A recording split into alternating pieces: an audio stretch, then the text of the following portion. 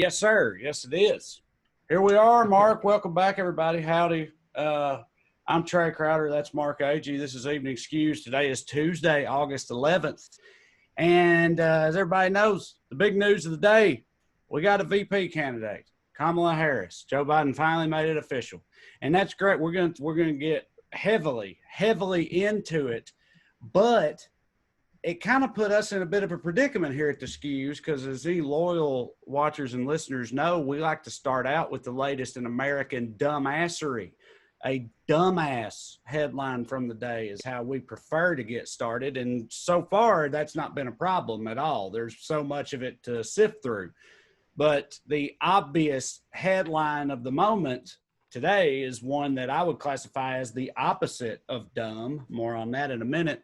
So leaves us in a position, well, what are we to do, Mark? Not to worry. As always, President Trump has us covered because this very morning, in an interview with Fox Sports personality Clay Travis, which, by the way, if you're not aware of Clay Travis, good for you, and I recommend you keep it that way. Yeah. Trump was asked about Joe Biden's looming VP pick, and Trump said he felt that Biden was making a mistake by committing to a woman as his running mate. He said because, in Trump's opinion, American men would be insulted by that. So fragile is the ego of the penis-owning American, particularly the white variety, I imagine, that the very notion of a female vice presidential candidate is enough to just send us into a tizzy. And if that is true, shocked. I was personally shocked to find out that I was out of the running just because of my gender. It was that's the only reason, I'm sure. Right. Yes, and if that is true, that American men can't handle the idea of a female vice presidential candidate, and of course it's not, but if it is, they've got a lot to reckon with today, because mere hours after that interview that Trump gave, Biden made it official and selected California Senator, former California AG, and San Francisco District Attorney Kamala Harris as his vice presidential candidate. And Mark, I don't know about you, but I feel like it was like one of those situations where it almost feels now as though like it was always going to be her, like she was always the obvious choice, in my opinion. But I feel like a lot of times in elections, they don't end up choosing the obvious choice for whatever reason. The candidates don't. So I think that fueled a lot of the debate about the other possibilities, like Susan Rice or Karen Bass. But I think at the end of the day, it was pretty clear from the beginning that it would be Kamala. What do you think? Yeah, I mean, judging by the reaction, I mean, first of all, I don't get real excited about who gets picked as vice president. It feels like getting real nervous about when the principal names who the captain of the safety patrol is going to be. It's sort of like I'm not quite that nerdy yet, or try not to be. I understand it's important, but she feels like, judging by the reaction, it feels like she's the safest pick because Elizabeth Warren, it's a layup to. We already know what Fox News would have said to the other ones. Like Susan Rice is the face of Benghazi. Right. Elizabeth Warren would have been Pocahontas 24/7, and that Bass lady said too much nice stuff about Fidel Castro. It would have been like yes. Kamala, at least they have to think for a minute for what they're going to hit her with, and what they're going to do is hit her from the left on criminal justice stuff, which is you can mount accurate criticisms of her in that vein, but it's going to feel pretty hollow coming from Trump. Exactly. Right. Yes, I think you're exactly correct. Like you said, the immediate and obvious criticisms for all the other potential selections were, clear to anybody who was paying attention. And I think they could have gotten around probably any of those. But with Harris, it's, it seems to be more difficult for them to just come after her. Now, don't get me wrong. Of course they're going to. And you're right. It will be on law. And like the party of law and order is going to come after this former prosecutor whose biggest criticism from her side of the fence is that she was too in line with the ideals of law and order as they define them. Like Yeah. the biggest criticism that the left has for her has to do with her track record as a prosecutor. And so it's hard to envision how they are going to use that as, a weapon in opposition to her. But I mean, here's the thing. Obviously, they've never required logic or consistency or anything like that with their arguments or talking points. So I'm sure they'll figure it out. But it does seem to make it a little more difficult for them to find something to shit on her for. Yeah, it's like the danger is that, like, because you saw what happened with Obama, who was like the most milquetoast nerd in the world, but he somehow became a secret socialist, Muslim, anti-colonial terrorist. I don't know. I lost track of the list of all the things that are opposites that he was supposed to be. But like they're going to do that with her, make her, because she's going to be scared of them. It's going to be weird backlashes. It won't make sense to us, and there'll be code words, and I don't know. It's truly weird. It's a weird time to be alive. Yes, indeed it is. What do you think, just as a progressive yourself, what do you think about her track record on crime? Her history as a prosecutor, and the people that say that, she built a career on putting black men in prison and that type of thing, those criticisms that she gets. What's your general position on all of that? Like the San Francisco Weekly has a deep dive on her whole career. They've been covering her for 30 years, right? So some of the stuff is true, but also decontextualized to the point of like kind of being not true. This isn't like a defense of her, but to me that's miscast as she's some sort of like huge like hardcore law and order person. It feels like to me she's a careerist politician, which of course she is. Like you don't go from being this a state AG to the Senate and a vice presidential candidate in like 4 or 6 years or whatever, but by not being ambitious, which is fine. It's fine to be ambitious and it's fine to like strive, but like her whole prosecutorial career has been to segue into politics. So it seems to me like a more accurate take is she does that stuff that liberals do a lot, where they do half a loaf to make everybody mad. Do you know what I'm saying? Like, so let me read you this section right here. So before in public office as a private attorney, Harrell specialized in domestic violence and youth sexual abuse cases, including those involving teenage prostitutes. So she did like pro bono work helping out people caught up in the legal system who probably needed other help. That's good. So as DA, she brought a less punitive approach to sex work, meeting with sex workers and pushing the vice squad to emphasize worker safety rather than criminalization. That's good, probably, for most of us. But Harris continued to practice of using undercover cops to catch would-be Johns before they solicited prostitution, which was revealed to disproportionately target Latino men. She also drew the ire of sex worker advocates when, as AG, she went after the CEO of Backpage, which is a website like prostitutes moved online to be safer because they could arrange discreet meetups in hotel rooms in safe environments. So all that stuff is both like it's juggling, right? There's another one that went viral during the primary. So one thing she did, she to stop truancy, right? She instituted this program that theoretically could have put people in jail if their kids missed a certain number of school days. And a clip of her talking about it went viral, and it looked like she was laughing at putting poor parents in jail. In reality, the program reduced truancy by 50%, and no actual parents in San Francisco, where she had control over it, went to jail. But her laughing about it was the problem. It seemed callous and cold, even though the program did good as far as anyone can tell and didn't punish you. But so it's like there's a lot of that kind of stuff where it's like, is it 6 of one, half dozen of the other? Or was it cynical? Was it just public relations? I don't know. It's hard to tell with a lot of this stuff, and some of it's like the world changed so quickly for politicians. It's hard, like even the right wing now agrees that criminal justice system needs reforming, and at least superficially they argue for stuff like reduced, crack cocaine disparity in sentencing, that kind of stuff, and like cutting back on private prisons. If you were a woman coming up politics in the 90s and 2000s, you had to be tough on crime. I mean, you just had to, especially as a Democrat.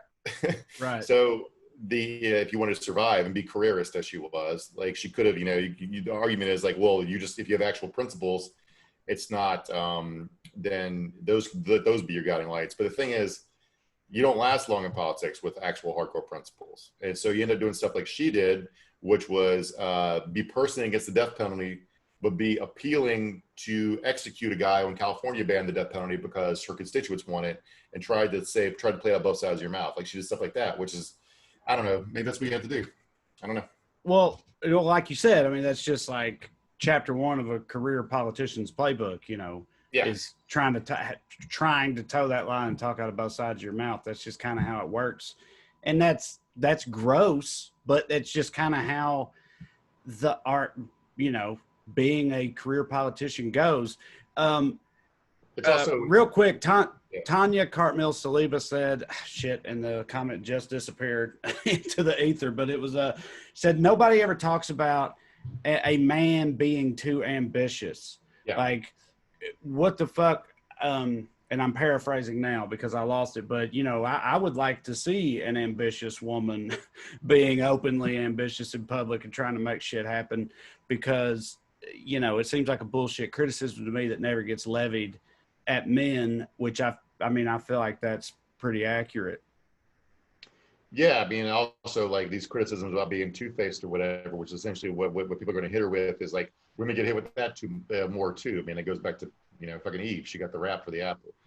Adam ate it too. Yeah. I mean, I'm not here saying what's fair or not. I'm just telling you what people are going to say, and I don't necessarily agree with that. I don't really care that she's ambitious, and there are male politicians who would say, don't do their homework first or whatever. Like Rubio had no business running for president. Like that. Right. I don't know. So I'm not loving that criticism toward you. I'm just saying like what she did was what you would do if you were an ambitious person. So that's not a criticism. It's more of a defensive than it's a criticism. And someone else had said a comment I saw over here saying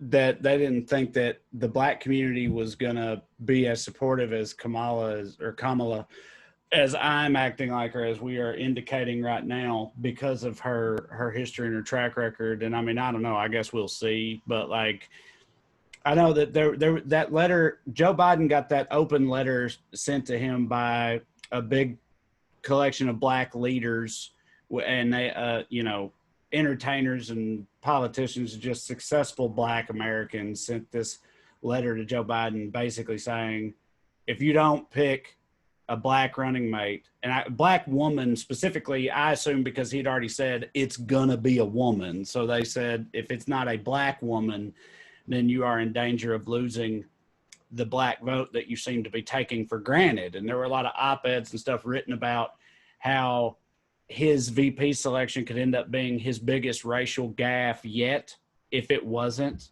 a woman of color. If he chose a white woman, it's like taking it for granted that, black America is so down with him because of Obama that they'll be okay with Klobuchar or whoever being his VP. There was a lot of that type of thing going around out there. But like I said, I feel like I don't know. I feel like this was always going to be the pick. I think it was always going to be a woman of color personally. And I don't think that, again, we'll see. But look who's on the other side of the table. And if you're telling me that the choice of Kamala Harris is going to endanger a large segment of the black vote, I just do not at all buy that. I mean, I don't. Yeah, and I don't. The other selection that made the most sense, which people didn't talk about much, was Gretchen Whitmer in Michigan, Right. The governor. Right. Yeah. Because she has huge, extremely high approval ratings for handling of COVID in her own state, and Michigan's a battleground. I mean, the reality is vice presidential selections don't really matter much electorally. They just don't. And that maybe picking a super popular governor of Michigan would have helped win a swing state by a point or two, but I doubt it. I mean, it just doesn't make much difference, probably. I know when Biden's brain stops working in a year and a half and she has to step in, then it'll make a big difference. Right. And she has, she's like, I feel like that's a part of it too with Harris. She's been on that national stage as a you know, candidate herself in the Democratic primary and everything, and in the debates and all of that. And I feel like her profile, she's sort of, I'm not to say that she has proven herself on that level as a politician, but she's like been in the spotlight, you know, for everybody to see, and does have actual experience and all of that. And I feel like a lot of people would be more comfortable with the notion of her taking over if something did happen, because Joe is so goddamn old.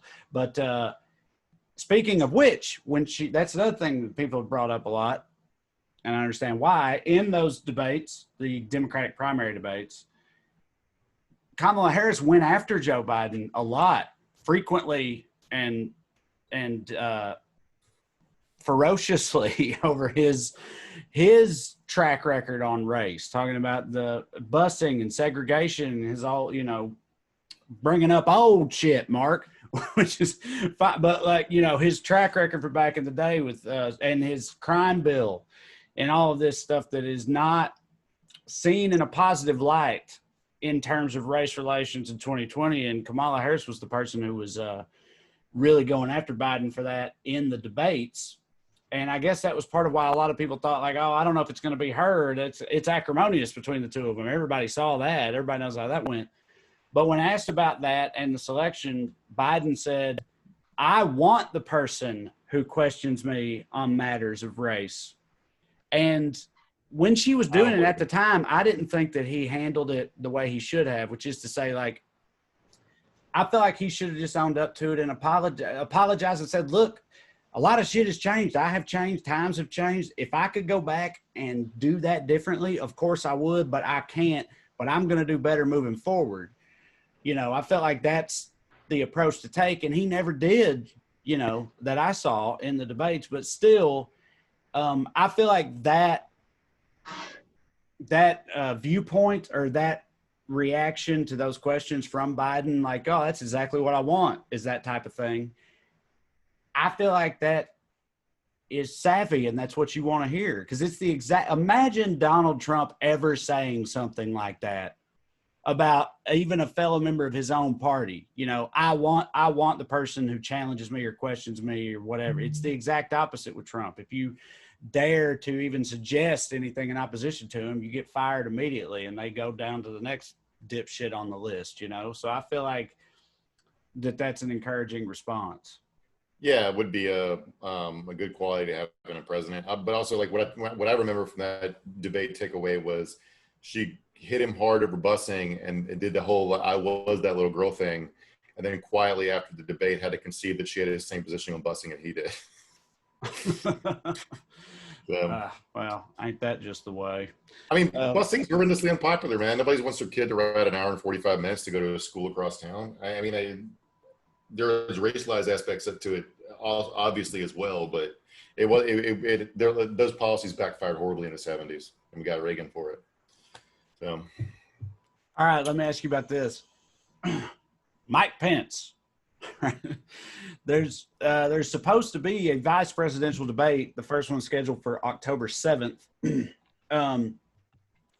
Mark, is Mike Pence even allowed to be alone on like a stage with another woman? Like, I thought that was against his rules. Hasn't he said that before? Yeah. Like, how's he even is he gonna have to bring his wife, who he calls mother, with him to the debates to stand there beside him while he argues with her? Yeah. Like, how's he gonna handle this? Will the COVID protocols, like Karen, be in the bubble in the debate bubble with him? I don't know. Right. We'll see, I guess. Well, but what do you think about that matchup, for lack of a better word, between those two when it comes to debating? Like, obviously I'm extremely biased, but I feel like she's going to body his ass personally, because I've never seen him do anything that I felt like would even be inspirational to the opposition. I can't even picture what his fucking voice sounds like in my head. You know what I mean? Like, I feel like she's going to take him behind the woodshed in those debates. Yeah, I mean, Pence isn't a very talented politician. The only reason he's vice president is because no one else wanted the job in 2016. And no other. They wanted evangelical to make people feel better about voting for a race-married right pagan. Heathen. He's a heathen, Trey. So they put Pence on the ticket, but he was on his way out of politics. He was a renaissance popular governor, and this was his only way to stay viable. Is why he took it. And he almost, people forget, he almost dropped out after the Access Hollywood tape. But lust for power won out, as it often does. Yeah, I don't know. We'll see how it goes, but I am looking forward to that particular aspect of it. There's a guy I just criticized for being too ambitious, Mike Pence. He sacrificed all of his moral code, stated moral code, to be vice president. Lost respect of his wife is from the behind the scenes reporting. But yeah, I don't know. Just sort of, I guess putting a bow on the discussion of Kamala Harris as the VP. All this stuff we talked about earlier with her track record on crime and all of that, and how a lot of that is you can make very valid criticisms about it, and is not stuff that I'm crazy about or particularly happy with as a progressive.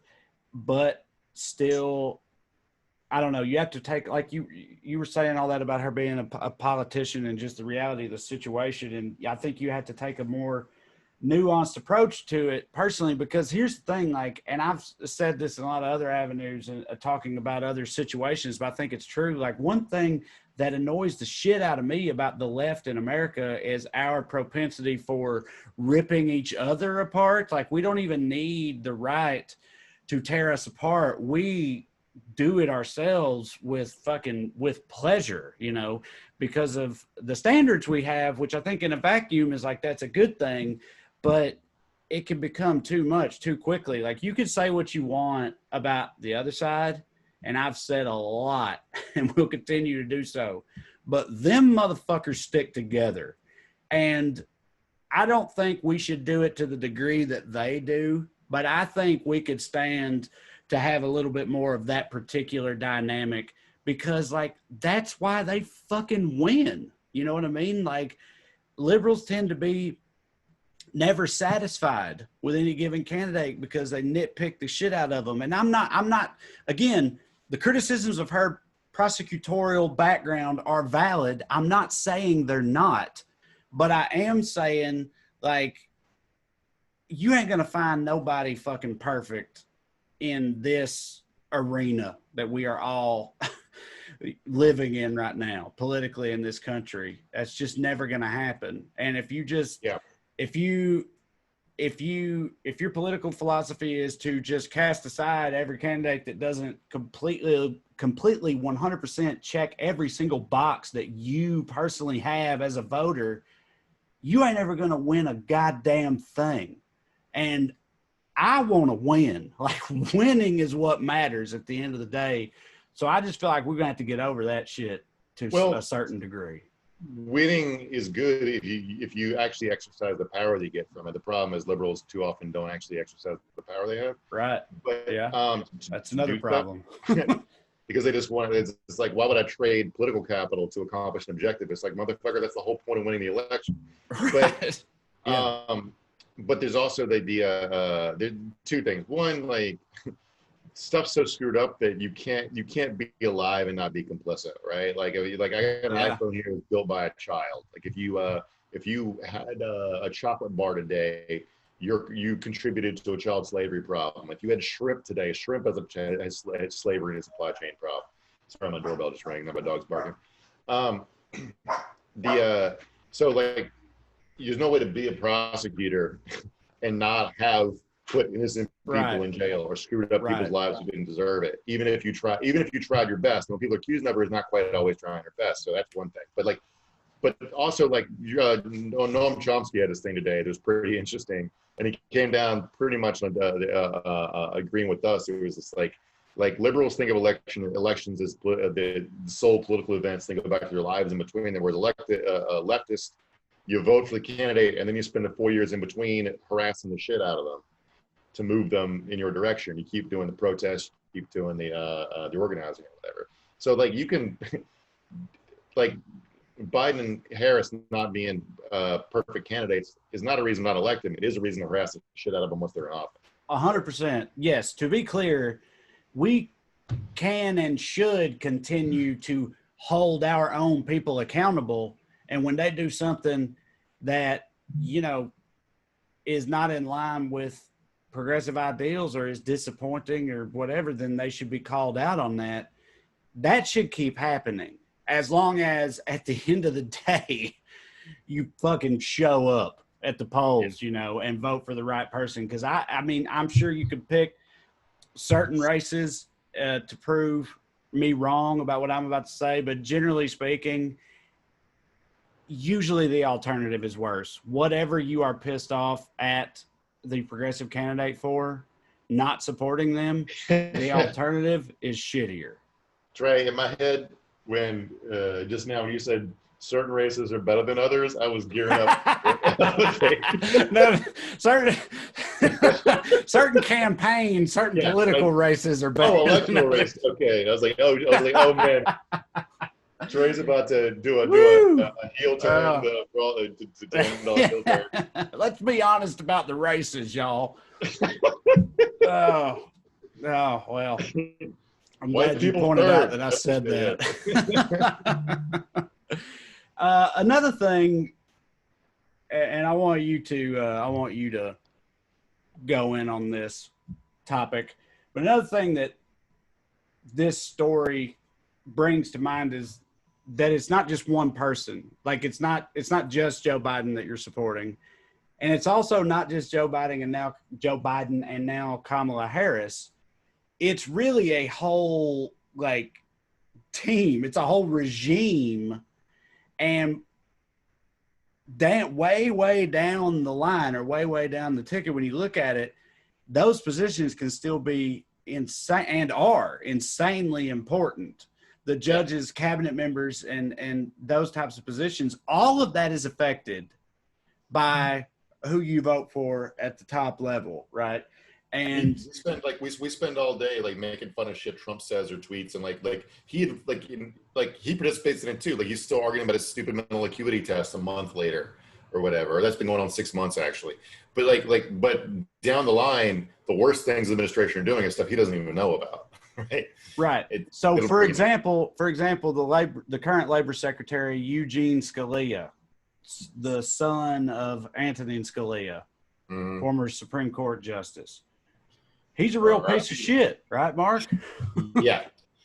Yeah. So this story came out yesterday. A career bureaucrat in Department of Labor quit in protest because she had negotiated this long case negotiating a labor settlement with Oracle, and he intervened to make her let them off the hook, basically.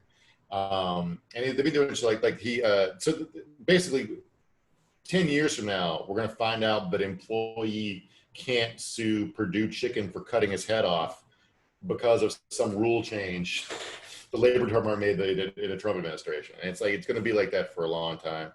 Like a few months ago, when Trump used the Defense Production Act to send meat packers back to work, he did everything he could to rearrange OSHA so that there'd be no regulation for how many meat packer workers got COVID, and no one cared about whether they lived or died. Real scumbag, that guy. Nut doesn't fall far from the tree, I guess. Right, and obviously he's not the only one. You have Trump's head of the EPA trying to basically dissolve the EPA. You have DeVos and all her bullshit with private schools and fucking up the education system, and all the recent bullshit with the USPS, obviously the Postal Service and everything that's going on there. With the shit, what's the guy's name? I'm blanking on it, Mark. The guy that Trump. DiGiorno. Yeah. DiGiorno. DiGiorno's pizza. DiGiorno, yes. Yeah. Yes. Hey, he also doesn't deliver. He doesn't deliver. Exactly. It's not delivery. It's this asshole. The mail's not getting fucking delivered. It's perfect. Yeah, but it's but yeah, no, this is DeJoy, Louis DeJoy. They but yeah, there's a long track record of this on the right, but I guess because they're small government or whatever, although that is also complete bullshit in my opinion. But they, this shit matters, like you have people in charge of agencies and organizations that a lot of which are vital to American society and American government. And these people are actively trying to undermine them themselves from the very top of the food chain. And that's a real fucking problem. That's what, like, all of this shit matters. And it all is related to who's at the top, you know? So it's not just about, if you just like can't stomach Kamala Harris specifically because of her history as a prosecutor, you have to also realize what the implications of staying at home because of that are.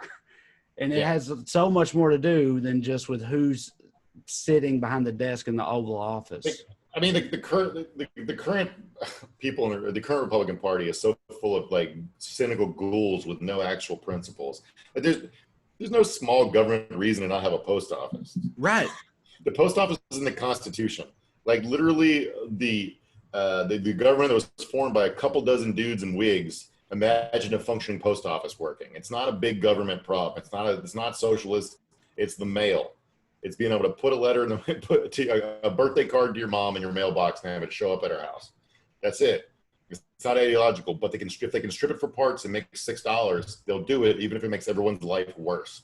And that has to be eradicated. Like whatever is left standing, you'll argue over tax rates. Absolutely. Get the fuck out of here if you want to burn down the post office. Right. Well, and also, you know, you're talking shit about the post office for big government reasons. At the same time, you're supporting the fucking stormtroopers showing, you know, occupying American cities to quell people exercising their First Amendment rights. You know what I mean? Like, not to mention fucking opposing like gay marriage or the legalization of marijuana or supporting drug testing, welfare recipients, or all of that shit is big government bullshit that you're completely okay with. And then just, you know, turn around and say, well, the post office got to go is just that ain't it. That ain't it, Mark. Basically, it has what's big government, what's little government has nothing to do with actual spending or government power. It's like using government resources to hurt people is conservative. Using government resources to help people is soft-hearted liberalism, right? Right. That's what it comes down to. Yeah. You know, there was a tweet from a Trump supporter who was upset and worried about and considering not supporting him in the upcoming election. And the tweet went viral because what they said was, quote, he's not hurting the right people, or he's not hurting the people he's supposed to be hurting, or whatever. And they were just like speaking their mind, you know, speaking from the heart in that moment. Yeah. That's just how they felt about it. They were like, no, this is bullshit. He ain't supposed to be hurting me and mine. He was supposed to be hurting them and theirs. And I don't like this. Which are ostensibly, you know, your neighbors and your fellow citizens. Right. It's like, but there's always you see it like in the like when the George Floyd protests were huge in every city in America, and they'd always like, these are all outside agitators. Like, from where are they coming in? From Canada? Was this a trade program, or were Minneapolis and there's Milwaukee's, and like, how many outsides are there? No, stupid. These are your fucking neighbors, and they're pissed off, right? These are your fellow citizens. Right. But there's always like an outside boogeyman, whether it's like a communist infiltrating or whatever. Like the funny one today was like the governor of Mississippi was talking about how like college football is being canceled because anti-football liberals are trying to destroy it. And it's so funny because like the idea that liberals run big time college sports is like no, the Big Ten's canceling its season because they're going to lose them money. That's it. It's it. Or like that, you know, liberals are behind COVID, you know, like it's a liberal hoax or whatever. So since you brought that up, that's a whole thing that's going on right now. The state of college football, the future of college football for this upcoming season. And look, let me preface all this by saying I'm from Tennessee, bleed orange and white. My son's middle name is Neeland, okay? Like, I'm ridiculous about this shit. I get upset at myself. I do. As a grown man with a family and a career and everything, I get upset at myself for how much I allow college football to impact my day-to-day life because I know that it's ridiculous. But it's just like, it's the culture, man. I don't know what to tell you. It's just in our blood, a lot of us. I don't know. I can't help it. Yeah. So I care a lot. All right, I do. But having said all of that, like the current situation with college football and the SEC and everything is just getting ridiculous. Nick Saban, who obviously does not hit for me, but every head must bow, every tongue must profess. He's a damn good coach. Obviously, he's maybe the best college football coach of all time, despite the fact that I cannot stand him or his team. He was saying this week that he was essentially saying, like, we don't need to cancel football. What we need to cancel is college. We should stop. We need to stop the school part, the football part. That needs to go on. But the real problem is the school part. Why aren't we looking at canceling that? And I'm being a little hyperbolic here, but that's pretty much what he was arguing. Yeah. And what would kill me about that was how kind of right he was. Because that's the thing with Nick Saban, Mark. That's sort of his whole deal. It was just so like cold and sociopathic because that's how he be. But he was basically saying that like they're not going to catch COVID playing football. They're going to go catch COVID because the football stuff's strictly regulated and they get tested every day and they get isolated. He's saying they're going to catch it, making out with girls at parties and in class and stuff like that. So he's like, why are we still doing the stuff where they're going to catch it, but not doing the thing where they're safe from everything except brain trauma and knee injuries? So he had a point if you think the goal of college is to have a football team, right? But the problem. If you ever say you remember the movie from the 90s, The Program? Did you ever watch that? Yeah. The Program, college football movie from the 90s, ridiculous, but I fucking loved it as a kid. Yeah. James Caan was the head. He was like the Nick Saban of that movie, and there's a scene where he's arguing with the university, or he's in a meeting with the university president and the dean of the College of Science or something like that. And they're arguing about the amount of money that the football program gets, the amount of the university budget that the football program gets, considering that ostensibly this is an institution of higher learning, not some gladiatorial fucking draconian sport, right? And James Caan he looks at him, he's like, when's the last time 75,000 people showed up to a science fair? Yeah, you shoved the bow tie up your ass. But it's a good line, but like the reason these colleges are canceling football for business reasons, because as much money as they make off football, they make way more money off actual education, tuition, and the federal grants and so forth. So like what they don't want is to look like they're being frivolous and have people pull their kids out of school. Having football looks fucking frivolous. Those giant crowds. And the high-profile cases are going to be when the star QB Heisman candidate gets it. And that's going to make everybody look bad. So what they want to do is they want to manage perceptions and expectations. They want to look like they're taking it seriously so they can still have right. Yeah. Okay. Well, yes. Given that, I agree with you because, yeah, in my mind, the main reason that they don't want to do it is essentially for PR purpose. It's like the risk is just too great. Like you can't have Trevor Lawrence, who's Heisman Trophy candidate quarterback for Clemson, best college football player in the nation, or one of them. You can't have him like laid up with COVID or spreading it to his grandma or something like that. And you just like, that just can't happen. You can't be endangering these kids' lives. Obviously you shouldn't do that because you care and you don't want to do that. But I'm saying the cynical capitalist perspective is like, that is also ultimately bad for business. And it's like, yes, you want to keep the doors open in terms of the football season, but at the end of the day, it's just not worth the risk, even from a business perspective. Yeah, that's what's funny about the Mississippi governor and Nick Saban's take is they don't get that it's not liberal do-gooders who are trying to crush their football dreams. It's the fact that the business interests of the colleges are in favor of not having football this year. So yeah, but the way it's shaping up right now, it may be that every single college football game this fall is won by an SEC team, just like the good Lord intended, Mark. We've been moving down this road for a long time. It's about time the SEC just took over. Now, of course, obviously, every single game will also be lost by an SEC team, but we ain't got to talk about that. But no, what I'm getting, a lot of leagues have already college football divisions have already canceled their season. The Big Ten did, the Ivy League, of course, did very early on. The MAC did, and a lot of the other ones are looking at probably doing the same thing. So, but the SEC is very much on the front lines of not doing that if they can help it at all. So can you imagine what it would do to the population of Clemson's campus if Trevor Lawrence was one of those outlier cases where he had like permanent heart damage and couldn't get back on the field because of bad EKG tests, or he had 3 fingers amputated on his throwing hand?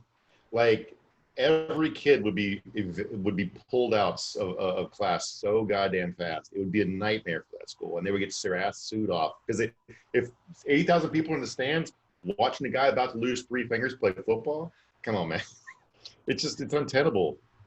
Right, and there's been a big like movement among college football players on Twitter and stuff, actively, petitioning to play. The hashtag we want to play. Include Trevor Lawrence had a whole thing he issued about how he felt, they should play and they want to play. He said a lot of the same shit Nick Saban said, like the danger isn't on the football field. The danger is everything else about college, or whatever. But like the idea that, these guys are fucking 20 years old, man. You can't listen to what they like fucking. Yeah, let's listen to them over the scientists and doctors, It's absurd. They'd also vote to outlaw condoms. Right, yeah. Yeah, they vote for a lot of dumb shit. But it's like, these guys, like the we want to play thing, like COVID has like revealed a lot. It's pulled back a lot of facades, right? The we want to play hashtag, or when the movement was started by the Pac-12 players, they were essentially trying to unionize and arguing that there is a structure under which they can play if they're considered employees, right? If they have employee rights and they're compensated, you can put them in a bubble and you can make it happen just like the NBA did. But they won't. But then they can't go to class. So that pulls back that they can't. Colleges can't do that because it'll reveal all their bullshit, right? So, but then of course the we want to play hashtag gets co-opted by Clay Travis and Trump, which Trump going on a third-rate sports podcast is the funniest goddamn thing in the world. Yeah, fucking. And he didn't. Of course, he didn't even talk about sports really the whole time he was on there. But all right, we're gonna go to the comments over here, see what y'all are thinking. Whatever we didn't talk about or bring up, while I'm waiting on some of these to come through. Mark, what's the deal with this this GOP candidate for the North Carolina House, Madison Cawthorn? Oh, my nominee for shithead of the show. Your nominee for shithead of the show. Yeah, what's up with this guy? Was this 25-year-old dude running in the North Carolina 11th to replace Mark Meadows, who of course left to go be Trump's chief of staff. Again, 25 years old. He went viral yesterday for he Instagrammed, took a vacation to Eagle's Nest, Hitler's vacation house, and said it was a bucket list trip that he always looked forward to taking. The guy, he follows exactly 88 people on Twitter, which for anybody else, you're like, oh, that's a happy accident. But for him, if you don't know, if you ever see someone with an 88 tattoo, that's a Nazi tattoo because 8's the H letter of the alphabet. Hail Hitler, 88. Right. And he's just like, he's like an obscenely like good looking frat boy, like just out and out douchebag. And if you live in the North Carolina 11, please go vote against him. He's terrible. Do you? No, I mean it. I'm sure he just sucks genuinely to his core, but I wonder how much of it is like being a 25-year-old frat boy douchebag, meaning like I feel like that's a certain class of Nazi we've got now. the sort of young frat boy version of it. Not that there weren't always frat boy Nazis, but do you know what I'm saying? Where it's like the sort of college Nazi that we have in America right now. Like it's its own kind of subclass. Yeah, they're hardcore online Nazis who are very hip and ironic. You can't really tell when they're kidding or not until they drive a car into a protest. Yep. Melissa Martin said black Nazis are everywhere. I don't know what that means. She's talking about Kamala? I don't know. So is someone else said, let me find it here. Where'd it go? Someone else said Joe Biden picked a cop. Which I mean, again, look, I ain't with this particular argument, but like the fact is, I think that is part of the appeal, I think, for a big segment of the Democratic voting bloc, I mean, on paper, moderate Democrats, older Democrats, that type of thing. I think that's a feature and not a bug that he picked a cop, frankly. For sure. I mean, on paper, yeah. Like if you look at it taking off resumes, you'd be like, well, this is the kind of resume you want to have to be taken seriously in national politics. Right. Like we talked about earlier, I don't know if it works anymore. I mean, we're going to find out. But if you think Fox News is going to like treat her as a respectable law and order centrist because she was a successful prosecutor, I think you're wrong. I think, but that's obviously part of Joe Biden's calculation. But let's face it, by ignoring people on Twitter like me and people that call Kamala a cop, like ignoring the online left, Biden's got like 11-point lead. So, right. Matthew Thulin said nothing, and I mean nothing, condones being a Nazi in 2020. And of course, I completely agree with that. If it sounded like I was trying to excuse that North Carolina asshole's Nazi inclinations due to the fact that, he's only 25. No, I did not mean that. Fuck that guy. Do you know you know the capper to this? I didn't know this. This isn't no reflection of his character at all, except for his Nazism, but he's in a wheelchair. So the Nazis would have literally euthanized him. So right. Yeah. At the end of the day, Mark, there's not a lot of actual redeeming qualities about the Nazis, like there's a whole lot of things you could point out about them that they're not even intellectually consistent, Trey. That's their biggest sin. They're hypocrites. But no, I wasn't at all trying to excuse it just because he's young or whatever. I was just trying to say that, like, I feel like it's like a trope. It's like a trope of current American Nazis is that version of them, the like young hipster college version of Nazis, which is fucking weird and fuck them, but it's definitely a thing. All right, let's see.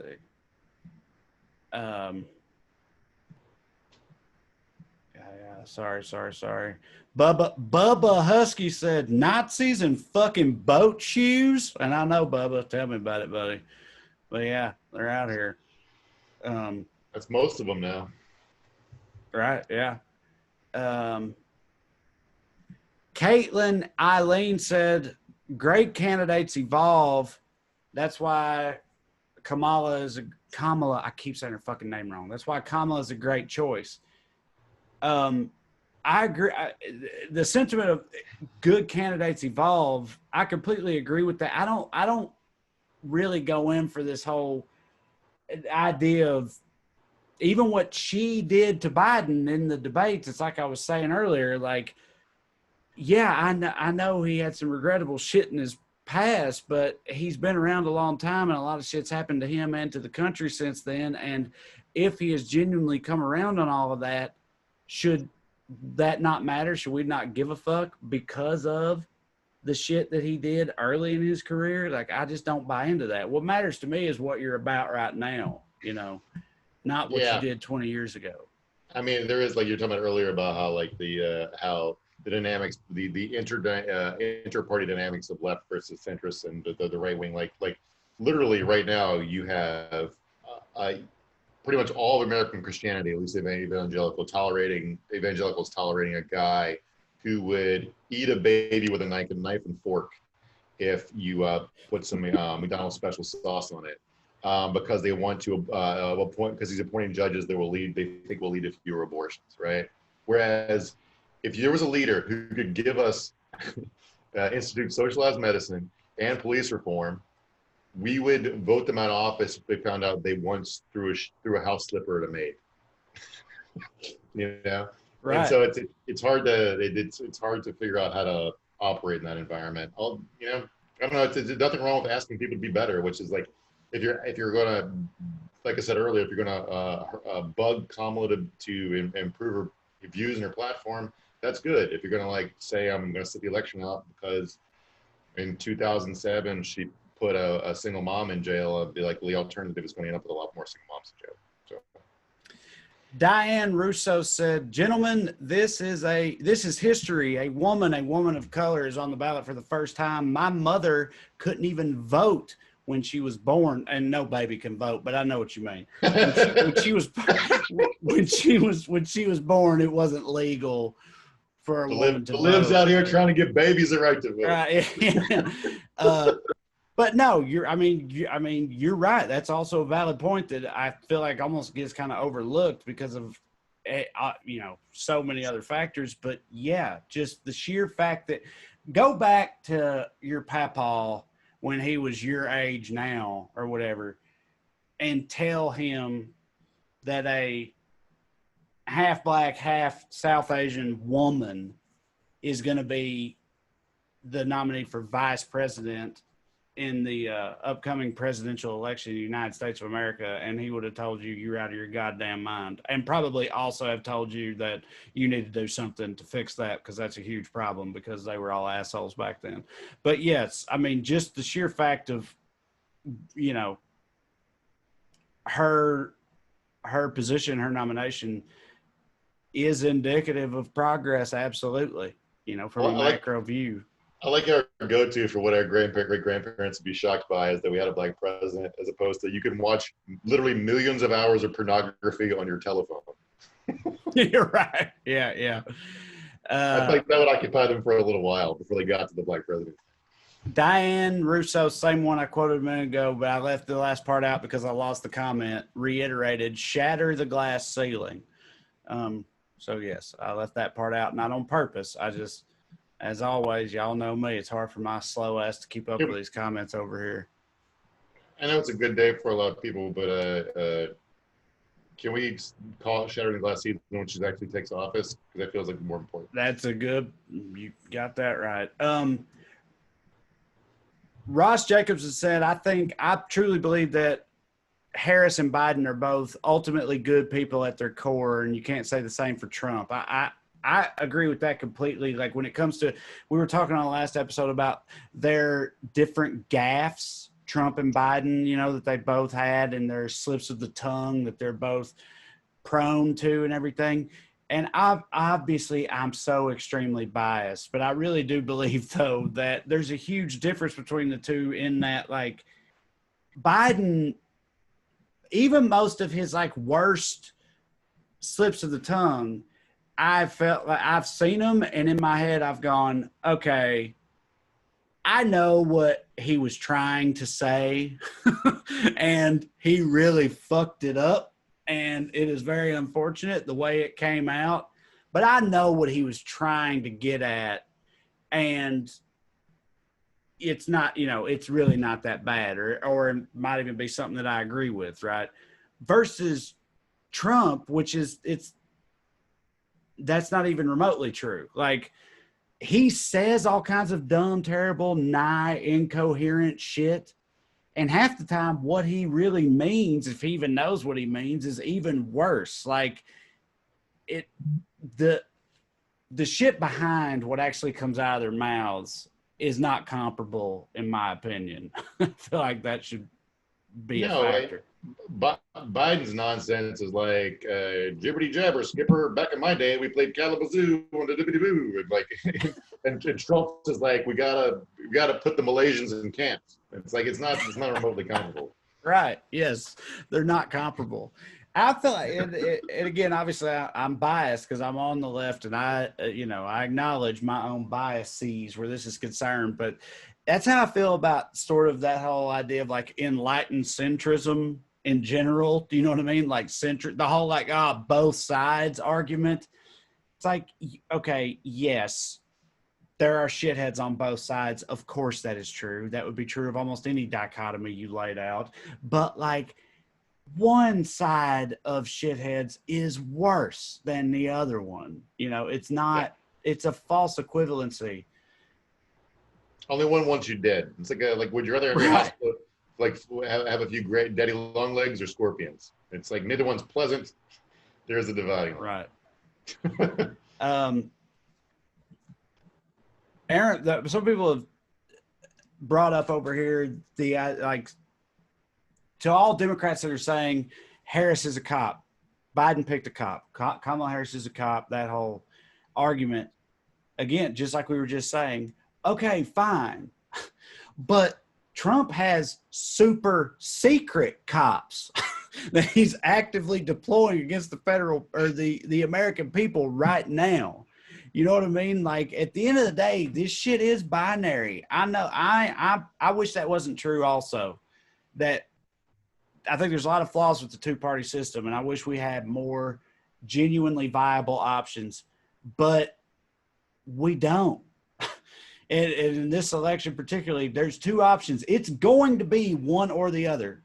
It is binary. It's either going to be this or it's going to be that. And yes, she's a cop, but look what he's a Nazi cop. So okay, if I were to sum up your campaign slogan here, it's that things can't be better, but they can definitely get worse. Yeah, seems to be so far. They've proven so far that things can always get worse. I've read before that was like the running joke of the slogan of Soviet Russia. So the Soviet Union was ... and then things got worse. Mm-hmm. And it's funny because, ever since Trump got in, we've been trying to emulate Russia. And I feel like that is true of America ever since 2016, and then things got worse. And yes, look, man, I'm not going to bullshit about it. It is what it is. I'm just trying to stop the bleeding right now. Like, point blank, I don't care. And I'm not going to apologize for that either. Like, we got to fucking stop this bullshit. Okay. And then if we do, we can worry about where to go from there. But job one right now is to right the fucking ship at least a little bit, because we're in a existential crisis right now as a country. I would say that Kamala appears to have, by her stated platform and the bills she's written in the last few months, seems to have moved left on criminal justice stuff as she's gotten further away from being a prosecutor and an AG. I don't know, man. I would say if you want to hope things can be better, that you gotta think she learned from her mistakes and sees the way things are going, and we can turn around a little bit. Yeah. Right. Well, yeah, that's the way you should look at it. If you're much more progressive, if you're much further left, and you feel like you can't stomach these more moderate liberal candidates in your mind, like, the way you should look at it is pulling them further to the left, which is what's happening. That's what happened with Biden. That's what has happened with her, and that's good. That's a victory on your part, But you gotta show up and vote, though. You gotta support that at the end of the day, and just hope that trend keeps actualizing as we go further, which I think it will. Mm-hmm. Agreed. Yeah. I mean, like Biden basically let Bernie write his climate platform. Right. It was a victory. So. Yeah. Well, all right, y'all. We are out of time for this edition of Evening Skews, but we'll be back in 48 hours, the day after tomorrow on Thursday. Who knows what shit's going to happen between now and then, but we'll go over it together in a couple short days. Thank you very much for watching. Mark. Have a good one. There you go. Nailed it. All right, y'all. See you, love you, bye.